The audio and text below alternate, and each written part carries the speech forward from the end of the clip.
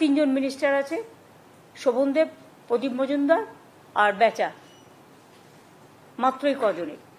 আমি প্রথমেই আপনাদের সকলের জানবার জন্য বলি, জিনিসপত্রের দাম, শীতকাল আসছে, ইমিডিয়েট টাস্ক ফোর্সের একটা মিটিং করা হোক,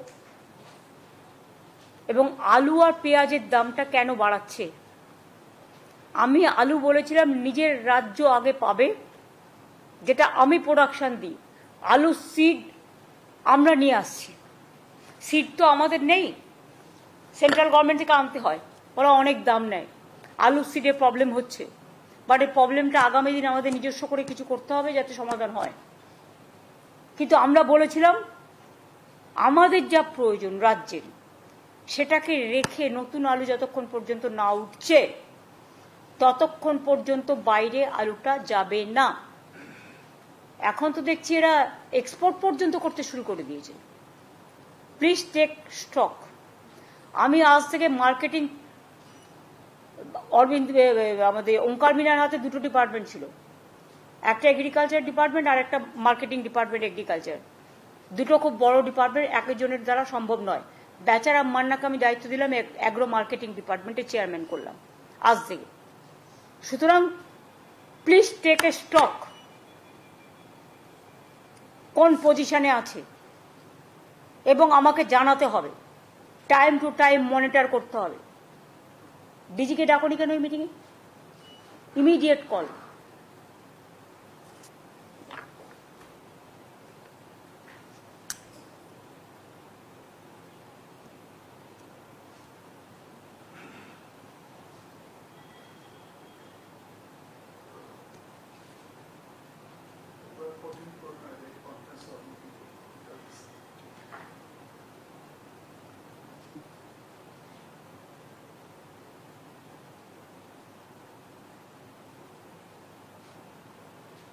সেরকম যদি করে বাংলার আলু বাইরে চলে যায়, আমার প্রয়োজন মিটিয়ে তারা বিক্রি করুক, আমার কোনো আপত্তি নেই, আমি তো বলেই দিয়েছিলাম।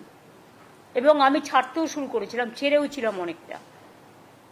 কিন্তু বাংলাকে দাম বাড়িয়ে অন্য জায়গা থেকে মুনাফা করব, আর আমি আলু চাষিদের জন্য ইন্স্যুরেন্স করব, দুটো একসাথে হতে পারে না।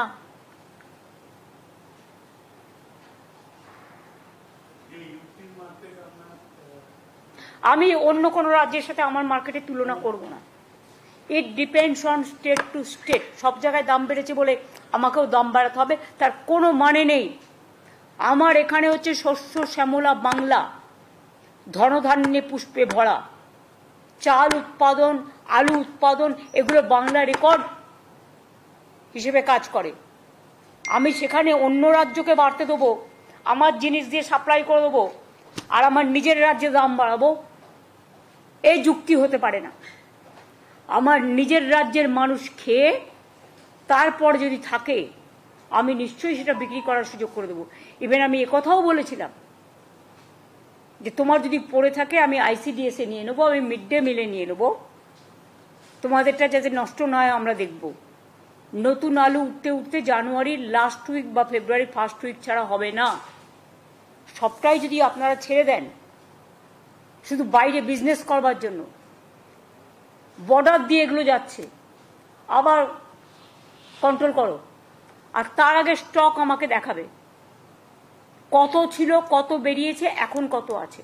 কারণ আমি তো রেখে দিতে বলেছিলাম আপ টু জানুয়ারি আমাদের স্টকটা, শুধু বীজের জন্য আলু যেটা লাগে সেটুকু রেখে। তো কেন এটা হলো না এবং আমাকে কেন জানানো হলো না? আমি বলেছিলাম 1 লক্ষ করে করে আমি ছাড়বো, ছাড়তেও শুরু করেছিলাম, তারপরে যতটা পেরেছে নিয়ে নিয়েছে। আমি একটা কথা বলি, রাজীব কুমার তুমিও আছো, এটা কিন্তু প্রেসের সাথে ডাইরেক্ট কানেক্টেডও আছে। কিছু জিনিস ইমিডিয়েট ইউ টেক কেয়ার। হয়তো তুমি চেষ্টা করো, কিন্তু local police is not helping. সবাইকে বলছি না, আমি একাংশ। পলিটিক্যাল নেতাদের নামে সবাই বদনাম করে বেশি। 5 টাকা খেলে 500 টাকা বলে দেয় চোর। কিন্তু পলিটিক্যাল নেতারা টাকা খাওয়ার আগে 10 বার ভাবে জনগণের টাকা খাওয়া কি উচিত। তাদের নিজস্ব একটা দায়বদ্ধতাও থাকে। কিন্তু লোয়ার লেভেলে কিছু অফিসার্স, কিছু কর্মী যারা এই গভর্নমেন্টকে ভালোবাসে না, এবং তোমার পুলিশেরও কিছু লোক, তারা টাকা খেয়ে আজকে বালি চুরি বলো, কয়লা চুরি বলো, সিমেন্ট চুরি বলো, জয়গাঁওতে এত পাথর পড়ে আছে, ভেঙে কেন তোমরা টেন্ডার করছো না? এটা তো এগ্রিকালচার, এটা তো ল্যান্ড ডিপার্টমেন্ট করবে। ল্যান্ড ডিপার্টমেন্ট কি করছে? কেন বসে আছে? Why they are sitting idly, they are sitting quietly? আমি তো পরিষ্কার বলেছিলাম যে যত বালির জায়গা আছে টেন্ডার করে দাও, যত পাথরের জায়গা আছে টেন্ডার করে দাও, যত ইল্লিগাল মাইনিং চলছে আটকে দাও। সিআইএসএফ টাকা খেলেও আমাদের লোকেদের ধরবার অধিকার আছে, এটা মাথায় রাখো। কারণ চুরি হলো তখন বলবে কয়লা চুরি করছে তৃণমূল কংগ্রেস, আর চুরি করবে সিআইএসএফ টাকা খেয়ে বা পুলিশের একাংশ টাকা খেয়ে, আমি এটা টলারেট করব না। যদি কোনো রাজনৈতিক দলের লোক হয়, তার কলার চেপে ধরো, তাকে আইনের পেছে ধরো, আইনত জেলে পাঠাও। এখানে কোনো এক্সকিউজ আমি চাই না। আমার দরকার নেই এক পয়সা। বারবার আমি বলি, আমার প্রয়োজনে আমি দলের নির্বাচন করবার জন্য আমি লোকের কাছে আঁচল পেতে টাকা নেব। আজ পর্যন্ত বলতে পারবে না আমি কোনো গভর্নমেন্টের কাজে বা কারো কাছ থেকে আমি এক পয়সা নিয়েছি, কোনো কারণে। অন্য কেউ যদি নিয়ে থাকে তুমি ছাড়বে কেন? কেন ছাড়বে? একই আইন, law must be applied to each and every individual together. There should not be any discrimination. কেউ কেউ ভাবে একে ম্যানেজ করি, ওকে ম্যানেজ করি, নিয়ে এক্সটর্শন করি, তারা বাঁচাবে। কেউ বাঁচাবে না, আমি তো বাঁচাবো না। আমার কাছে কোথাও না কোথাও থেকে তো খবর আসবেই। সব আলুটা বেরিয়ে গেছে, মাথায় রেখো। আজকে আলুর দাম বাড়ছে। পেঁয়াজ আমি কষ্ট করে তৈরি করতে শুরু করেছিলাম, বাংলায় পেঁয়াজ তৈরি হতো না বলে, সবটা নাসিক থেকে আসতো। সেই পেঁয়াজ আমার খাওয়ার পেঁয়াজ নেই, আমাকে নাসিক থেকে আনতে হয়। আমার পেঁয়াজ বাইরে বিক্রি হয়ে যাবে কেন? আমি তো 50% পর্যন্ত প্রোডাকশন, এখনো কত পর্যন্ত হয়েছে? 7 লক্ষ টন টন। আমি বুঝি না।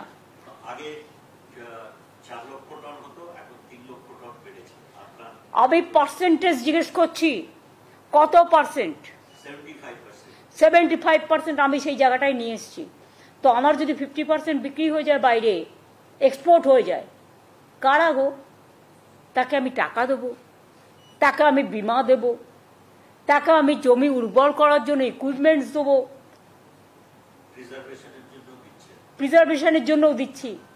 আর কিছু লোক বিজনেস করতে গিয়ে কমার্শিয়ালি স্টেটকে এক্সপ্লয়েট করবে, এটা যারা চাষি তারা করে না, এটা কিছু মিডল ম্যান আছে তারা করে, যারা দালালি করে সমাজটাকে শেষ করে দেয়। আর সেই দালালির টাকা তারা ভাগ দেয় একে একে তাকে। এটা যাতে না হয়, ইচ অ্যান্ড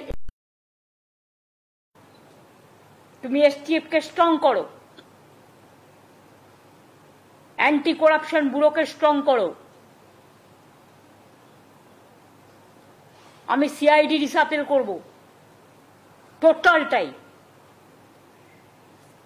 তোমার দায়িত্ব দিচ্ছি, তুমি সমস্ত প্রস্তাব আমায় দেবে। আর যার যার বিরুদ্ধে কমপ্লেন আছে, কমপ্লেন পেলে ক্রস চেক করো। কেউ কেউ মিথ্যে কথা বলেও কমপ্লেন করে। সত্যি যদি প্রবলেমটা জেনুইন হয়, তাহলে টেক স্ট্রং অ্যাকশন। কেউ বাধা দেবে না, আর কেউ বাধা দিলে আমি শুনবো না। আমি তো আমার কথাই শুনবো না, মানে আমি নিজের কথা বলছি। আমাকে যদি ক্ষমা না করি, তাহলে তোমরা কাকে ভয় পাচ্ছ? কেন শুনছো না? এগ্রিকালচার এবং রুরাল ডেভেলপমেন্ট মিনিস্ট্রিকে শুধু বক্তৃতা দিলে হবে না, কাজ করে দেখাতে হবে। পুরো সার্ভে হয়েছে ওঙ্কার, যেগুলো আমাদের বন্যা টন্যা হয়েছিল, টোটালটা হয়ে গেছে। ঠিক আছে, আর বেশি বলতে হবে না। তার মানে যেটা আমরা বলেছিলাম যে এই যে বর্ষায়, বন্যায়, দানা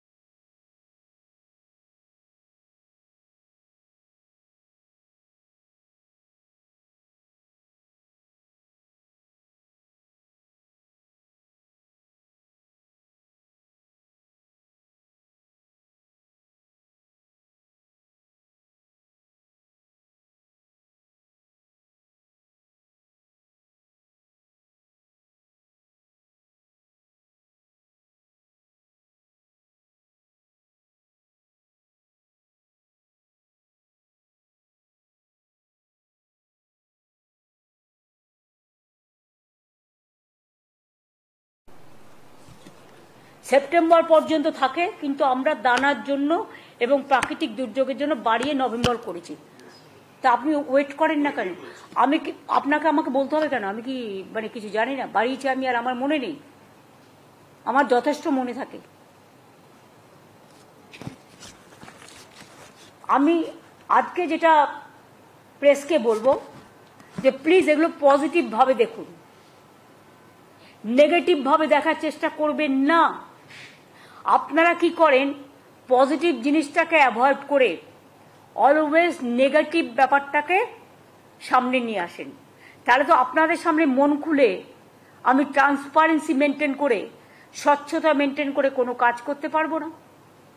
আর তা যদি না করতে পারি, তাহলে জনগণ জানবে কি করে যে আমরা কি করতে যাচ্ছি, কি না করতে যাচ্ছি, কোনটায় ভুল কোনটায় ত্রুটি? এটাও তো জনগণকে জানাতে আমি বাধ্য, এবং সেটা সংশোধনের জন্য কি ব্যবস্থা করা হচ্ছে। আপনাদের এটা আমি অনুরোধ করব। আমি জানি কোনো কোনো চ্যানেল আমার একদম 100% এগেনস্ট, তারা একটাও পজিটিভ দেবেন না, টোটালটাই নেগেটিভ আর নেগেটিভ করবেন। তাই যদি করেন তাহলে জেনে রাখুন, আগামী দিন যদি আমি ট্রান্সপারেন্সি নিয়ে মিটিং করি, তাহলে আমি তাদের বাদ দিয়ে করব। পরে আপনারা নিউজ কালেকশন করে নেবেন, কারণ আমি এটুকু কোঅপারেশন তো আপনার কাছ থেকে আশা করতে পারি। এখানে যারা আমরা বসে আছি প্রত্যেকে আমরা দায়িত্বপূর্ণ লোক, প্রত্যেকে দায়িত্বপূর্ণ অফিসার, প্রত্যেকে দায়িত্বপূর্ণ মিনিস্টার, হেজিবিজি কেউ নেই। আপনাদের ওখানেও যারা আছেন, আমিও আশা করি আপনারাও গুরুত্বপূর্ণ লোক, আপনারাও দায়িত্ব নিয়ে কাজ করেন। এইটুকু দায়বদ্ধতা আপনাদের কাছে আমি আশা করব। আর তা নাহলে আপনাদের সামনে মিটিং আমি করব না। পরে আমায় বলতে পারবেন না কেন টিভিতে হচ্ছে না, কেন আমাদের সামনে হচ্ছে না, লাইভ স্পিকিং কেন হচ্ছে না। এটা আমার একটা পার্ট, যা ইনস্ট্রাকশন দেওয়ার আমি দিয়ে দিলাম। টাস্ক ফোর্সের মিটিংটা ইমিডিয়েট করো, দেখে নাও। আর রাজীব জেলায় জেলায় ইনস্ট্রাকশন দিয়ে দাও এবং রিপোর্ট দিতে বলো। সপ্তাহে একদিন করে, আমি জানি তোমার অনেক কাজ করতে হয়, তার সত্ত্বেও এটা মনিটরিং করতে হবে। প্রত্যেক জেলায় একটা করে নোডাল অফিসার থাকবে যে মনিটরিং করে ডিটেলসটা দেবে। শুধু সিসিটিভিতে সব হবে না, যারা এইসব চুরি ডাকাতি করে না, সিসিটিভি অনেকভাবে ইউজ করে। দেখে নাও কিভাবে করবে, তুমি জানো কোন সিস্টেমে করা উচিত। ডিবিটির টাকা নিয়ে ট্যাবে 2 কোটি ছেলে মেয়েদের আমরা ট্যাব দিয়েছি, তার মধ্যে 1600 কোটি টাকার ট্যাব আমরা দিয়েছি। তার মধ্যে 1900 সামথিং 2 কোটি টাকার মতো ওই জামতারা গ্রুপ আছে, আপনারা জানেন তাই তো? এটা নিয়ে জামতারা একটা চক্র আছে, এটা নিয়ে একটা সিনেমাও হয়েছিল। চক্রটা ঝাড়খণ্ড, বিহার এসব জায়গাকে কেন্দ্র করে বিভিন্ন পলিটিক্যাল পার্টির শেল্টারে থেকে তারা আসছে, বিভিন্ন মলে এসে আড্ডা মারছে, ব্লুপ্রিন্ট তৈরি করছে, অপারেশন করছে, কোথাও না কোথাও গেস্ট হাউসে ভাড়া নিয়ে নিচ্ছে, অনেক সময় সাংবাদিকদের সাথেও মিশছে, রাজনৈতিক দলের লোকেদের সাথেও মিশছে। কারণ একটা কোনো অপারেশন করতে গেলে তো কয়েকটা লোককে কনফিডেন্সে নিতে হবে, কখনো আপনি কখনো আমি। আর পুলিশ, অ্যাডমিনিস্ট্রেশন, শপিং মল সবচেয়ে ভালো জায়গা। আমি এখন থেকে শপিং মলগুলোকে সাবধান হতে আবেদন জানাবো। আমরা কিছু কমপ্লেন পেয়েছি কিছু কিছু জায়গায় যেখানে ফেক কারেন্সি আসছে। কয়েকদিন আগে একটা জায়গায় আগুন লেগেছিল, আপনারা নিশ্চয়ই জানেন, আমি নাম বলছি না। এবং কয়েকদিন আগেও আরেকবার আগুন লেগেছিল, 2 মাসে 2 বার। আমরা অনেকগুলো ইম্পিউট পেয়েছি। সব শপিং মল খারাপ না, সব শপিং কমপ্লেক্স বা বিজনেস সেন্টার খারাপ না, কিন্তু সবাইকে সতর্ক হতে অনুরোধ করছি, পাবলিককেও সতর্ক হতে অনুরোধ করছি। এই সব জায়গায় এসে এরা শেল্টার নেয়, এবং যেহেতু আমাদের বর্ডার কান্ট্রিগুলোতে একটু টালমাটাল চলছে এবং কেন্দ্রীয় সরকারও যেভাবে সক্রিয় হওয়া উচিত ছিল হয়নি, আমি এ নিয়ে এক্সটার্নাল অ্যাফেয়ার্স পলিসি নিয়ে কোনো কথা বলি না বলে আজকেও বলবো না, কিন্তু আমাদের পুলিশকে আমি যেটা বলবো ওদেরও অ্যালার্ট করতে, কারণ বর্ডার আমাদের হাতে নেই, বর্ডার কিন্তু সেন্ট্রাল গভর্নমেন্টের আন্ডারে। ফেক কারেন্সি কি করে আসছে? why they are not taking appropriate action?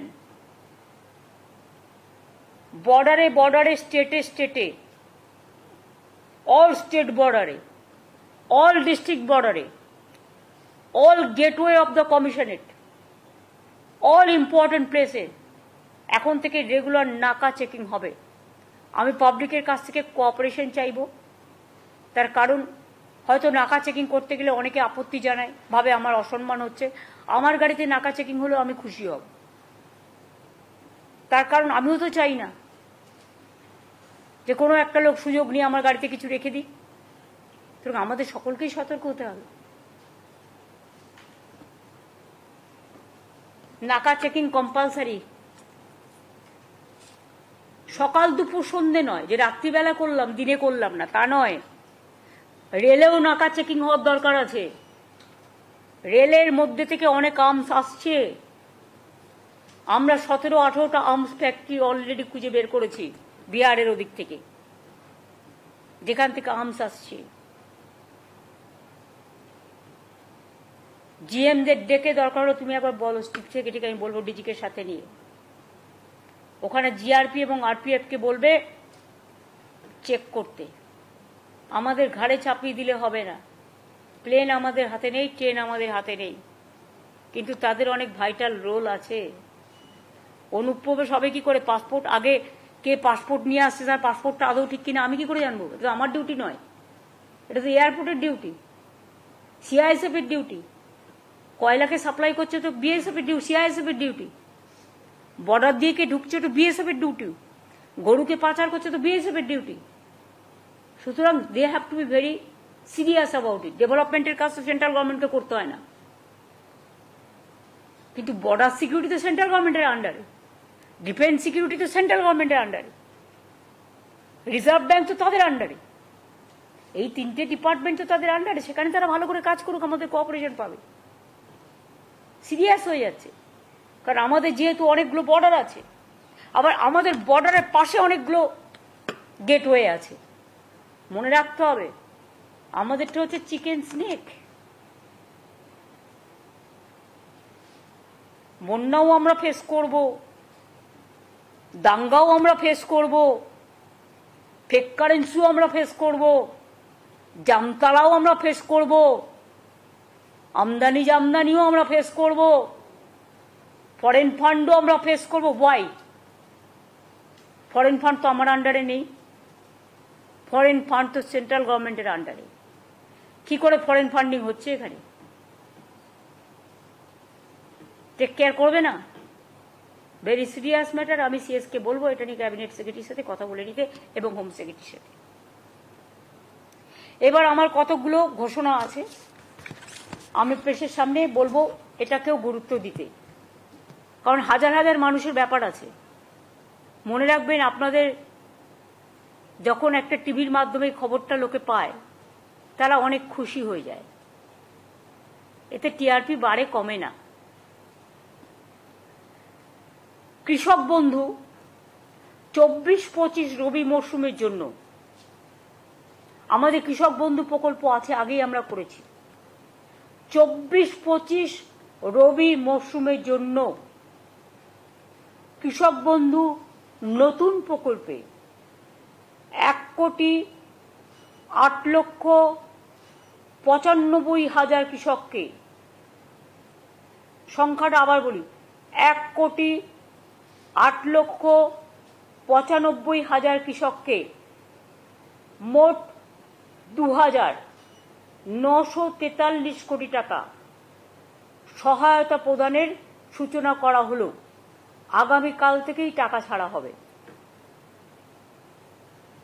এর মাধ্যমে আপনারা কয়েক কোটি দর্শককে পৌঁছে গেলেন, রিচ করলেন। Yes or no?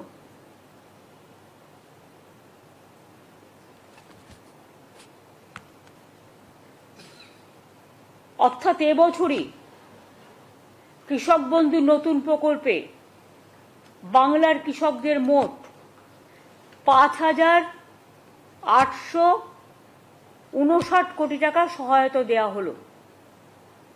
শুধু এবছরে সব মিলিয়ে 2019 সাল থেকে, মাত্র 2 বছরের কথা যদি আপনাদের বলি, তাহলে 13 বছরের কথা না বলে যদি আমি 2 বছরের কথাই বলি, তাহলেও জেনে রাখবেন বাংলার কৃষকদের এ পর্যন্ত কৃষক, বটগাদার, ভাগ চাষিদের 21,134 কোটি টাকা সহায়তা দেওয়া হলো। টাকাটা সম্পূর্ণভাবে রাজ্যের, এক্ষেত্রে কেন্দ্রের 1 পয়সা নেই।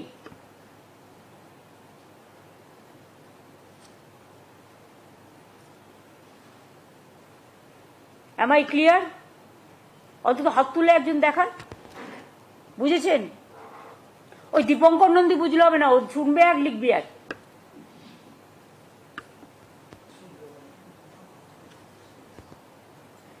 এছাড়াও মনে রাখবেন, কৃষক মারা গেলে তার পরিবার এককালীন যে 2 লক্ষ টাকা করে পায়, তাতে আমরা শুধু মুখে বলি না, আমরা কাজটা করি, আমরা জুমলা নই, আমরা ট্রান্সপারেন্সি মেনটেন করি। 1,27,000 বেশি কৃষক পরিবারকে 2,544 কোটি টাকার বেশি সহায়তা প্রদান করা হয়েছে।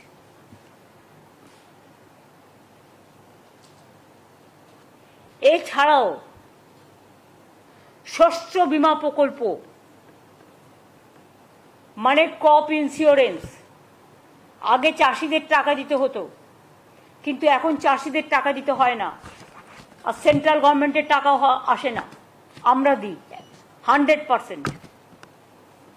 1,02 লক্ষ কৃষককে বাংলা শস্য বীমা রাজ্য সরকারের নিজস্ব তহবিল থেকে আরো 3,221 কোটি টাকা সহায়তা করা হয়েছে। এছাড়াও বন্যা ও দানার মতো নানা প্রাকৃতিক বিপর্যয়ে বাংলা শস্য বীমার সময় সেপ্টেম্বর পর্যন্ত থাকে শস্য বীমা করা, এটা নভেম্বর পর্যন্ত বাড়ানো হয়েছে এবং রাজ্য জুড়ে এর জন্য ক্যাম্পও করা হয়েছে। প্রায় 65 লক্ষ কৃষক এতে নাম লিখিয়েছে, এটা আলাদা নতুন হবে। যারা এই দানা হয়ে গেল, বন্যা হয়ে গেল, রিসেন্ট যেগুলো হলো, সার্ভেটা কমপ্লিট হয়ে গেছে। ডিসেম্বর মাসের মধ্যেই এই ক্ষতিপূরণটা যোগ্য কৃষক, প্রত্যেক যোগ্য কৃষক বা ক্ষেত মজদুর বর্গাদার যেই থাকুক, ক্ষতিপূরণের টাকাটা পেয়ে যাবে। এবছরে যে বন্যা বা দানা হলো সেটার টাকাটাও, কারণ এখন তো কেন্দ্রীয় সরকার বন্যা 1 পয়সাও দেয় না, সেই জন্য। এবার আমি আসব লক্ষ্মীর ভান্ডার প্রকল্পে। আপনারা জানেন লক্ষ্মীর ভান্ডার আমাদের একটা অমূল্য সম্পদ। মা বোনেরা আমাদের ঘরে লক্ষ্মী। এই প্রোগ্রামটা ফার্স্ট স্টার্ট করে বেঙ্গল। বেঙ্গল এখন মডেল হয়ে গেছে। আমরা 2021 থেকে শুরু করেছি। ইলেকশনে বলেছিলাম করব, করে দিয়েছি। আমরা মোট, আমার একটা সরাসরি মুখ্যমন্ত্রী একটা পোর্টাল আছে, আপনারা জানেন, তাতে যে রিকোয়েস্টগুলো আমরা পাই আমি কিন্তু সেগুলো প্রত্যেকটা দেখি। তাতে আমি প্রায় 24,000-এর মতো লক্ষ্মীর ভান্ডারের রিকোয়েস্ট পেয়েছিলাম আপ টিল নাও। তাছাড়াও আমাদের দুয়ারে সরকারে অনেক রিকোয়েস্ট এসছে। সেগুলো সব মিলিয়ে আমরা আগামী ডিসেম্বর মাসের, আমি যেটা বলেছিলাম ডিসেম্বর মাসে দেব টাকা, যারা বাকি আছেন 5,07,000 মহিলাকে আরো নতুন করে লক্ষ্মীর ভান্ডার প্রকল্পে যুক্ত করা হলো। টাকাটা তারা ডিসেম্বর মাসে পেয়ে যাবেন। এবং এরা যতদিন বেঁচে থাকবেন আজীবন পেয়ে যাবেন। এর জন্য বছরে আমার প্রায় 625 কোটি 20 লক্ষ টাকার বেশি এক্সট্রা খরচ হবে। এবং আমরা গর্বের সাথে বলছি, অন্যান্য রাজ্যে অনেক ক্রাইটেরিয়া আছে, আমার রাজ্যে কোনো ক্রাইটেরিয়া নেই। এটা সবার জন্য, সব সাধারণ মানুষ পায়। একটা পরিবারে 4 জন মহিলা থাকলেও পায়, এটা তাদের গর্ব। অন্যান্য জায়গায় এটা আছে, স্কুটার থাকলে পাবে না, সাইকেল থাকলে পাবে না, বা স্মার্টফোন থাকলে পাবে না, নানা রকম আছে। আমাদের কিন্তু এসব নেই, আমাদের সকলের জন্য। এটার জন্য আমি গর্ববোধ করি। এবং আমাদের শিডিউল কাস্ট শিডিউল ট্রাইবেরা 1250 টাকা অলরেডি পায়, আর সাধারণরা 500 ছিল, ওটাকে 1000 করে দেওয়া হয়েছে বাড়িয়ে। যাই হোক, সরকারও চলবে, বছরের পর বছর আসবে, উন্নয়ন থেকে উন্নত উত্তরণ সবার হবে। আমাদের মোট এখন লক্ষ্মীর ভান্ডার পাবেন সংখ্যাটা হচ্ছে 2,21,00,000। যে কোনো রাজ্যের সাথে মিলিয়ে আমাকে দেখান, যারা শুরু করেছে 2 মাস 3 মাস ইলেকশনের জন্য, সব সংখ্যা মেলান, মিলিয়ে আমায় দেখান তো এত হিউজ নাম্বার কোথাও আছে কিনা।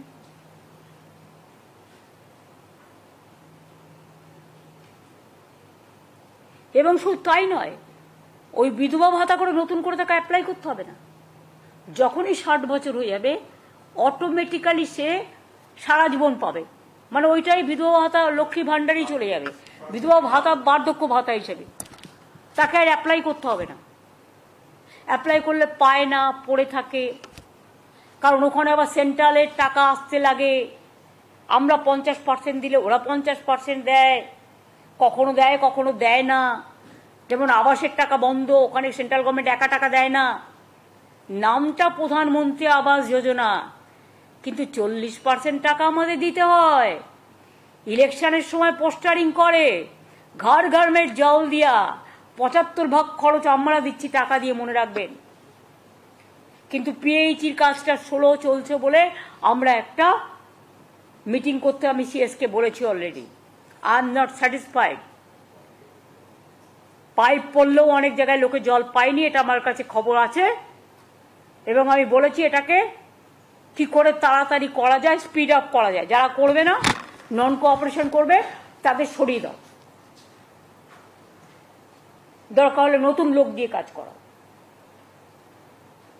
কিন্তু আমরা চাই আর 2 বছরের মধ্যে, আমি তোমাদের টাইম দেবো 1.5 বছর, আমি 1 বছর দিলে আরো খুশি হব। আর আমি জমি তখন নতুন করে আবার দেবো, আগে যেখানে পাইপ পড়ে আছে সেই জলগুলো আগে কমপ্লিট করবে। তারপরে অনেক জায়গায় পাইপ লাগিয়েছে, জল পৌঁছায়নি, এই কমপ্লেন আমার কাছে আছে। ফার্স্ট টু সলভ দিস, তারপর আমি আবার জমি কিনে দেবো। জমি তো আমার টাকায় কিনতে হয়, মেনটেনেন্স তো স্টেট গভর্নমেন্টকে করতে হয়। সুতরাং এটা সিরিয়াসলি দেখতে হবে। এটা আমার প্রায়োরিটি প্রোগ্রাম নাম্বার 1।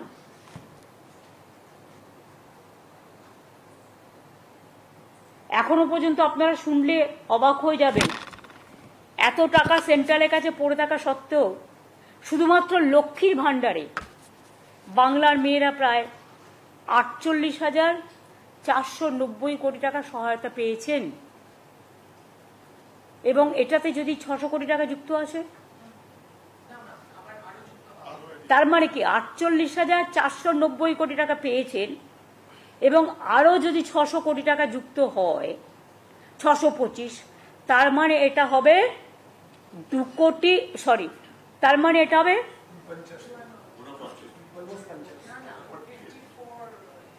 54,000,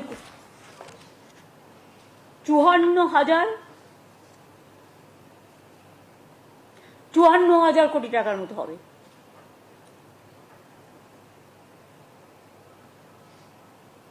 এটা গর্বের কি গর্বের নয়। লোক সংখ্যা আমাদের বেশি, মনে রাখবেন। আপনি উত্তরাখণ্ডকে বাংলার সাথে তুলনা করতে পারবেন না। Population, density of population is very high. Mumbai তো 2 মাস আগে চালু করেছে, সবাই পায় না, অনেক রেস্ট্রিকশন। প্রধানমন্ত্রীর বাড়ি, পাকা বাড়ি পাবে কোত্থেকে গরিব লোক? স্মার্টফোন থাকলে পাবে না, স্কুটার থাকলে পাবে না, নানা রকম ক্রাইটেরিয়া আছে। আমাদের ক্রাইটেরিয়া একটাই, গরিব মানুষ, সাধারণ মানুষ, যাদের প্রয়োজন আছে। সেন্ট্রাল একটা কৃষকদের সাহায্য করে, বলে দেয় 3 একর জমি থাকলে। বলতে পারেন বাংলায় কটা লোক আছে যার 3 একর জমি আছে? 3 একর জমি মানে কি? 1 একরে সম্ভবত 18 বিঘে বা 19 বিঘে, 3 বিঘে। আর 3 বিঘে মানে 1 বিঘেতে 19 কাঠা না 20 কাঠা, 20 কাঠা, 20 কাঠায় 1 বিঘে, তার মানে 60 কাঠা থাকলে তবে সে পাবে টাকাটা। আমাদের কিন্তু তা নয়, আমাদের 1 কাঠা জমি থাকলেও সে 4,000 টাকা পাবে, আর 1 একর জমি থাকলে সে বছরে 10,000 টাকা পাবে। এই হচ্ছে পার্থক্যটা, বুঝে যান। এবং আমাদের বর্গাদাররাও পায়, অন্য কেউ নয়, অন্য কোনো রাজ্যে হয় না। তাই লক্ষ্মীর ভান্ডার আরো প্রায় নতুন করে ডিসেম্বরে আরো 5,07,000 মহিলারা যারা নাম লিখিয়েছিলেন বা আমার সরাসরি মুখ্যমন্ত্রী পোর্টালেও পাঠিয়েছিলেন, তাদেরটাও চেক করা হয়েছে, ওই লিস্টের মধ্যেই আছে। সুতরাং দুয়ারে সরকারও অ্যাপ্লাই করেছিলেন, সুতরাং তারা পাচ্ছেন। সংখ্যাটা হয়ে যাবে 2,21,00,000 ইন্ডিভিজুয়াল মহিলা। এছাড়াও আগামী ডিসেম্বর মাসের মধ্যে লক্ষ্মী ভান্ডারের টাকাটা দেওয়া হবে, 1 ডিসেম্বর থেকে শুরু হয়ে যাবে দেওয়া। শুধু কৃষকদের টাকাটা যেহেতু 2টো জেলা বাকি আছে সার্ভে করা, গ্রামীণ আবাস যোজনার, ওই 2টো সার্ভে করে দিয়ে দেবে। বাদ বাকি যেটা আছে, যেমন আমি বলেছিলাম আপনাদের আগেই যে আমরা, আচ্ছা ওটা আমি পরে আসছি, বিধবা ভাতা রিকোয়েস্ট অনেক পেন্ডিং আছে, কিন্তু বিধবা ভাতা মনে রাখবেন, আমরা লক্ষ্মীর ভান্ডার করার ফলে যারা হয়তো 60 বছরে অ্যাপ্লাই করেছিল, আজকে হয়তো তার বয়স হয়ে গেছে 65 বছর, কারণ লক্ষ্মীর ভান্ডারটা শুরু হয়েছে 60 বছর যখন তার বয়স বা 61 বছর যখন তার বয়স, তখন সে পায়নি। আগে তো এই নিয়মটা ছিল না। এখন যেহেতু নিয়মটা করে দেওয়া হয়েছে, সারা জীবন পাবে, কাজে সেই বিধবারা কিন্তু এর আন্ডারে চলে আসছেন, লক্ষ্মীর ভান্ডার প্রজেক্টে বা এই বার্ধক্য ভাতার প্রোগ্রামে চলে আসবে মহিলাদের। তা সত্ত্বেও 43,900 জন স্বামীহারা মহিলাকে বিধবা ভাতা নতুন করে দেওয়া হচ্ছে ডিসেম্বর মাস থেকে। এর ফলে রাজ্য জুড়ে 20,32,000-এরও বেশি স্বামীহারা মহিলা বিধবা ভাতা অলরেডি পান। তাছাড়াও আরো 43,900 জন পাবেন নতুন করে। এর জন্য রাজ্য সরকারের প্রতি বছর খরচ হয় 2,450 কোটি, এবং এবারের খরচটা দেয়া নেই, সেটা নিলে আরো বেশি হয়ে যাবে, এইটা 3,000 কোটি টাকার মতো হয়ে যাবে। অর্থাৎ বিধবা ভাতাও নতুন করে পাবেন ডিসেম্বরে আরো 43,000 যারা নাম লিখিয়েছেন।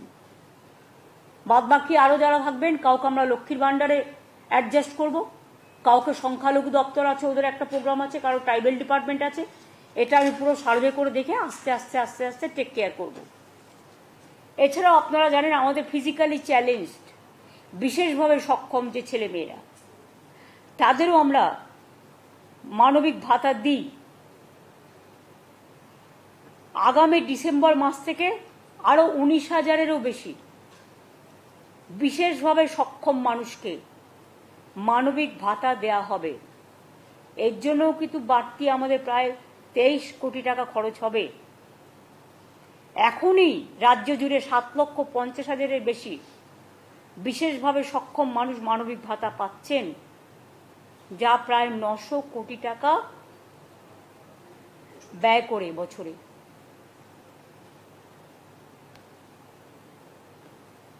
এরপর আমি আসব গ্রামীণ আবাসক যোজনায়। গ্রামীণ আবাসক যোজনায়, যেটা প্রধানমন্ত্রী আবাস যোজনা, নামটা প্রধানমন্ত্রীর, সব নামই এখন ওদের দেয়া। ওয়াশরুম করলেও তাদের নামে করতে হবে, কারো না কারো নামে। তারা নাম ঠিক করে দেবে। কাজটা করব আমরা, জল পরিষ্কার করব আমরা, ওয়াশরুম পরিষ্কার করব আমরা, ধান পুঁতবো আমরা, খাবে ওরা, অর্ধেক টাকা দেবো আমরা, আর নামটা তারা দেবে। একবারও জিজ্ঞেস করবে না রাজ্য সরকারের ক্ষমতা আছে কিনা এই যে একটা নতুন স্কিম করে দিলাম সেটা বহন করার মতো। অনেক জায়গায় করে কি একটা স্কিম করে 2 বছরের জন্য। এবার 2 বছরে ধরুন 400 ছেলে মেয়েকে আপনি রিক্রুট করলেন। এবার 2 বছর পর ওই ছেলে মেয়েগুলো যাবে কোথায়? এই যে অগ্নিবীর নাকি, তাদের কি ভবিষ্যৎ? কি ইলেকশনের সময় লোক দেখানো? আমরা এরকম করি না। আমি এসব স্কিম এখন বন্ধ করে দিচ্ছি। পার্মানেন্ট যেটা হবে করব, কিন্তু 2 বছরের জন্য একটা চাকরি লোক দেখিয়ে তার ভবিষ্যৎটাকে অন্ধকার করে দেওয়ার অধিকার আমাদের কারো নেই। আমাদের পুষতে হয় এরপর। তার কারণ কোথায় যাবে তারা?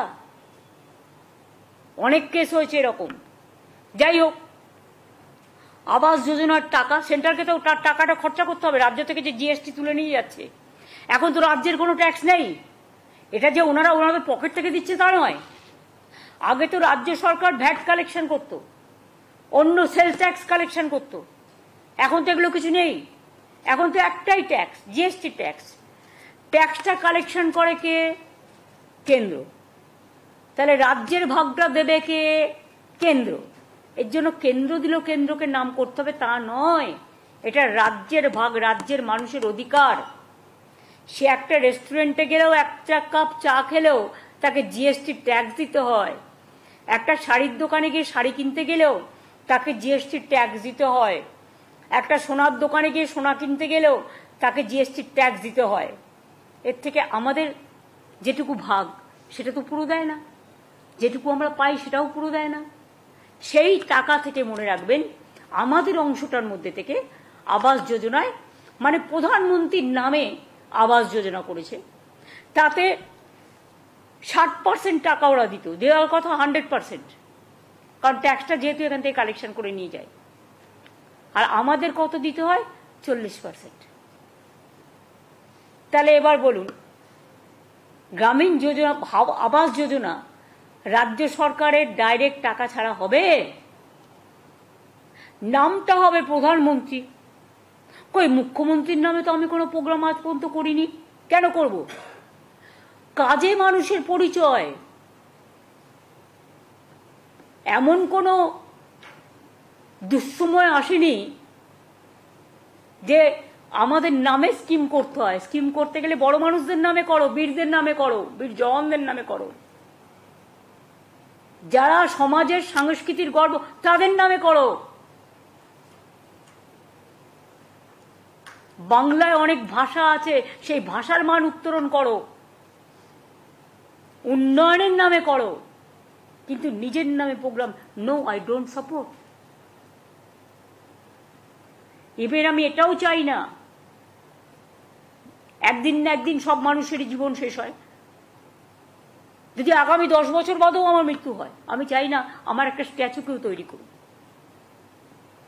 আমার বাবা মার মৃত্যুর পরে অনেকে আমাকে বলেছিল ট্রাস্ট করবে, খেলার মাঠ করবে, স্ট্যাচু করবে। আমি কাউকে কিছু করতে দিইনি। আগামী দিনেও আমি এই পলিসি মানি না। মানুষ মনে রাখে শুধু তার কাজ, তার ছবি নয়। তার ছবি মানুষের হৃদয়ে থাকে, এটা মনে রাখবেন। এবং তাই আমাদের তো, আমরা এই খাতে পাই 24,275 কোটি টাকা প্রধানমন্ত্রী আবাস যোজনায়। মানে আমাদের 40% ছাড়াও সেই টাকাটা 3 বছর দেয়নি বাংলাকে। বর্ষা হলে, বন্যা হলে বেচারা মাটির ঘরগুলো ভেঙে ভেঙে চুরচুর হয়ে যাচ্ছে। কেউ একটা ছোট্ট ইটের গাঁথনি করলে, ধরুন ছোট্ট একটা বারান্দা করলো বা কিছু ইট দিয়ে একটা জানলা করলো, সেও পাবে না এই বাড়ি। স্মার্টফোন থাকলে পাবে না। এসিসিসির একটা লিস্ট আছে, খায় না মাথায় দেয় ভগবান জানে।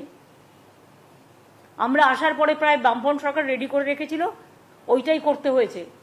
সেটাতে তো অর্ধেক গরিব লোকের নামই নেই প্রায়। এখন করলে দেখবেন টোটাল চেহারাটাই বদলে গেছে। তা সত্ত্বেও মনে রাখবেন যে আমরা বলেছি আমাদের টাইম টু টাইম, এখনো যতদূর আমি জানি 36 লক্ষ মাটির বাড়ি সারা বাংলায় আছে। বা ধরুন পাকা বাড়ি, যেটা ধরুন মাটির বাড়িতে একটা ইটের দেয়াল করেছে, অনেকে করে কি সার্ভের নাম করে বাদ দিয়ে দেয়। কেন? একটা ইটের দেওয়াল কি কেউ করতে পারে না নাকি? তুমি বাথরুমটা যদি ইটের করে দাও একটা মাটির বাড়িতে, তাহলে তোমার একটা ইটের দেওয়াল থাকলে প্রবলেমটা কিসে? যদি গরিব হয়, তার বৃষ্টির ছাটে টোটাল দেয়ালটাও তো ধুয়ে যায়। একটা বাড়ি অর্ধেক ভেঙেছে, তুমি অর্ধেক টাকা দাও। আরে আরেকটা মাটির বাড়ি, এটা হচ্ছে সহজ বুদ্ধি, যে অর্ধেক ভাঙলে পুরোটাই পড়ে যায়, কারণ মাটির ভিতটা নষ্ট হয়ে যায়। কারণ আমি গ্রামে অনেক গেছি, গ্রামে আমি খেলে বেড়াতাম, আমি সাঁতার কাটতে জানি, আমি গাছে উঠতে জানি, আমি ধানের খেতে আল দিয়ে পার হতে জানি। এটা বললে কেউ হয়তো ব্যঙ্গ করে বলবে উনি সব জানেন। না, আমি সব জানি না, ওরা অনেক জানে। কিন্তু যেহেতু আমার একটা অভিজ্ঞতা আছে, আমি ছোটবেলায় প্রতি বছর স্কুল মানে ক্লাস 7 পর্যন্ত প্রতি বছর পরীক্ষার পরে 1 মাস করে গ্রামে থাকতাম, আর ধান কাটার সময়টা যেতাম। ফলে এগুলো দেখতাম চোখের সামনে, খেলে বেড়াতাম, সেই জন্য এগুলো জানি। এটা আমার কোনো কৃতিত্ব নয়, এটা আপনারাও অনেকে অনেক কিছু জানেন আমার থেকে অনেক বেশি। সুতরাং আমরা যেটা বলেছিলাম, যদি কেন্দ্রীয় সরকার না দেয়, আমরা মানুষের পাশে দাঁড়াবো। আমরা বলেছিলাম এবছর আমরা 11 লক্ষ মানুষকে, এটা দুটো কিস্তিতে দেয়া হয়, একটা 60,000 আর একটা 60,000। 60,000-এর কাজ হয়ে গেলে আবার 60,000 টাকা দেওয়া হয় প্রথম কিস্তির টাকাটা। আর 11 লক্ষর জায়গায় এটা আমি 1 লক্ষ বাড়িয়ে দিয়েছি। তার কারণ, যদিও টাকার সংকুলনের প্রবলেম আছে, তা সত্ত্বেও তার কারণ দানা হয়েছে, বন্যা হয়েছে, টর্নেডোতে অনেক ঘরবাড়ি ভেঙে গেছে, তাদেরগুলো ইনক্লুড করে আমি এটা 11 লক্ষটাকে 12 লক্ষ করে দিয়েছি। এবং আমাদের সরকার নিজেদের টাকায় এই বাড়িগুলোর টাকা দিতে শুরু করবে 15ই ডিসেম্বর থেকে 30শে ডিসেম্বরের মধ্যে টাকাটা পেয়ে যাবেন, প্রথম কিস্তিটা। কারণ যেহেতু ইলেকশন ছিল, যেখানে ইলেকশন সেখানে সার্ভেই করতে দেয়নি। 6টা জেলায় ইলেকশন ছিল, 5টা জেলায়।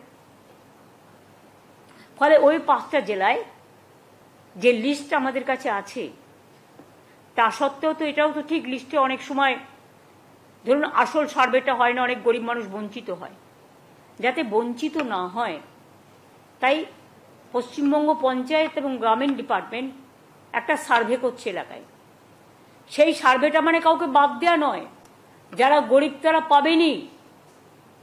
এটা করা হচ্ছে এই কারণে যে ক্রস চেক করে নেওয়া উচিত সে পাওয়ার যোগ্য কি পাওয়ার যোগ্য নয়।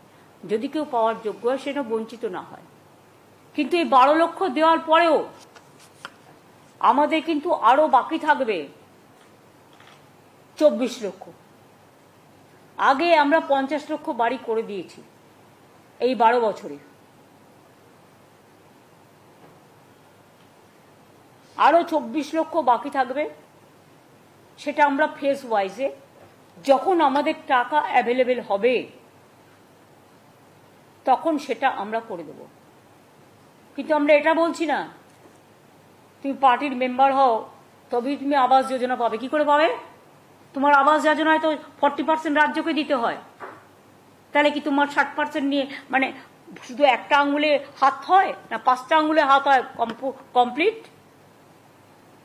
তুমি বুড়ো আঙুল দেখাচ্ছ, তুমি মধ্যে তর্জমা দেখাচ্ছ না, খিরে আঙুল দেখাচ্ছ না, হয়?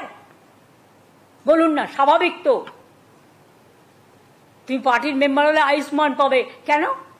40% রাজ্য সরকারকে দিতে হবে, স্মার্টফোন থাকলে পাবে না। তা রাজ্য সরকার না দিলে তুমি কি করে দেবে?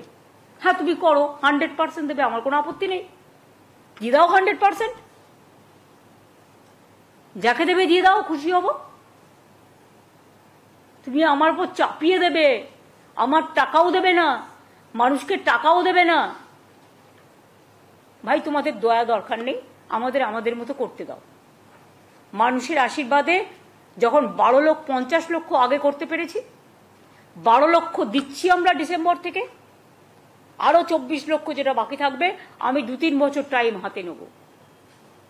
সারা বাংলায় সব পাকা বাড়ি আমরা আস্তে আস্তে করে দেবো। আমার টাকাটা সংকুলন করতে হবে।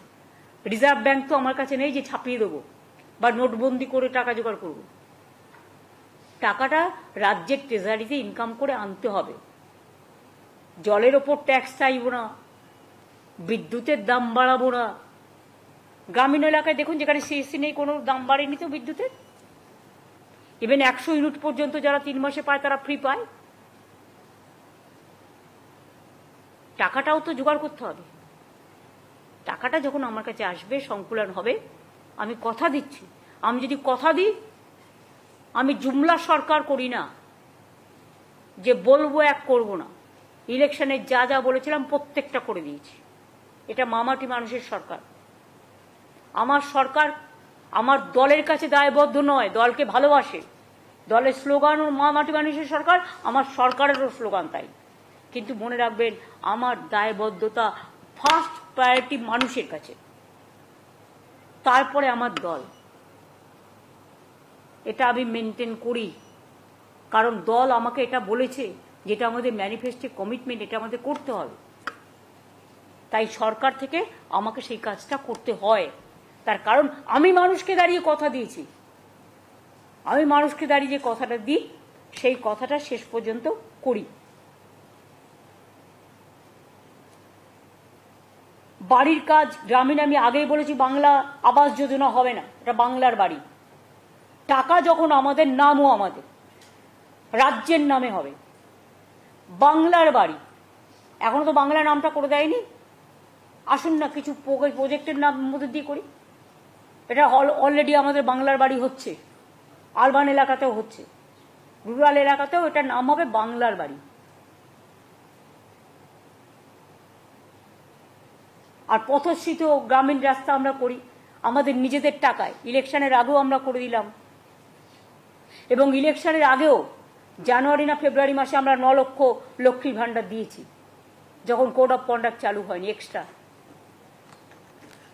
কাজেই টাইম টু টাইম এগুলো আমরা দেখে নেব, যেটা যেটা করার আমরা করব। আমার এটুকুই বলার ছিল, বাদ বাকিটা আপনাদের সবার দায়িত্ব। আর ওই মার্কেটিংয়ের মিটিংটা, আর বেচা তুমি যখন নিচ্ছ তখন দায়িত্ব নিয়ে, সেক্রেটারিকে কনফিডেন্সে নিয়ে কাজটা সিরিয়াসলি করতে হবে। রুরাল ডেভেলপমেন্ট পঞ্চায়েতকেও বলছি, এগ্রিকালচারকেও বলছি, সব কাজ আমরা যখন করব সিরিয়াসলি। আমি প্রিন্সিপাল সেক্রেটারি রুরাল ডেভেলপমেন্টকেও বলছি, ওমেন, চাইল্ড, উইডো, পেনশন সব কিছু কন্যাশ্রী সবটাই সংঘমিত্রার আন্ডারে দেখে নিতে হবে। ওঙ্কার এগ্রিকালচার ডিপার্টমেন্ট যত ভালো হবে তোমার তত নাম হবে। আমাদের হচ্ছে সুজলা সুফলা বাংলা, সুফল বাংলা আমাদের আর একটু বাড়াতে হবে। আমি জানি সুফল বাংলা যখন প্রাইজ হাইক হয় খুব কাজে দেয়।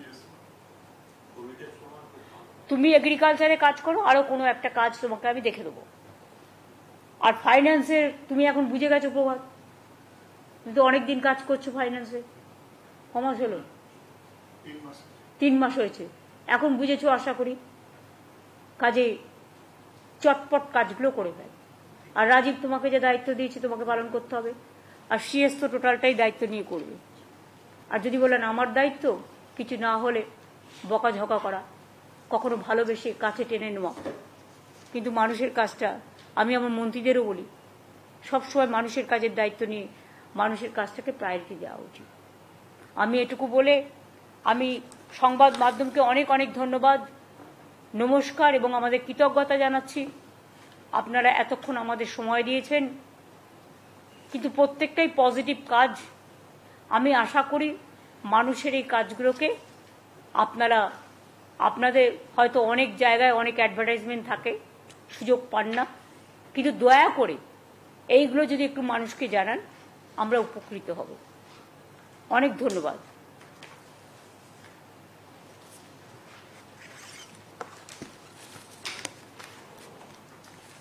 থ্যাঙ্কস। এবার সৌম্য, এটাকে ডিসকানেক্ট করে দাও, ওদের একটু খাবার টাবার কিছু